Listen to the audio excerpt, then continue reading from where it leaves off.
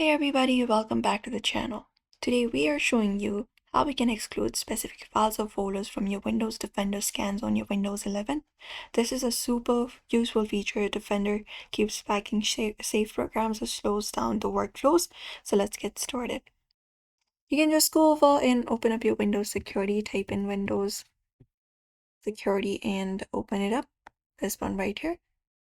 And once you open up your Windows Security, you can go to the virus in the threat protection section and open it up. Now what you can do is here, you can just go over and look out for the manage settings available for this one right here. You may go to the section of manage settings under virus and threat protection settings and open it up. And within there, scroll down, find the option for exclusions here and look out for this option of add or remove exclusions and click on it.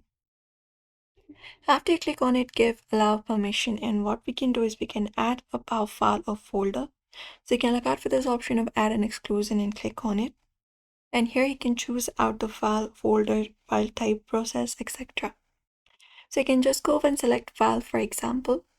And once you select file, you can just go and select one of the file. For example, this document is something I would like to do. So you can click on open and you will be seeing it being added to this list right here. And what happens is Windows Defender will no longer scan or block it.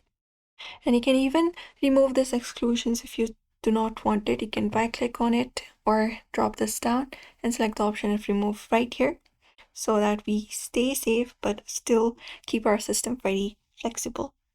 And that's it. That's how we exclude the files and folders from Windows Defender scans in Windows 11. So if this video helped you out, like the video, drop a comment and subscribe for more tutorials.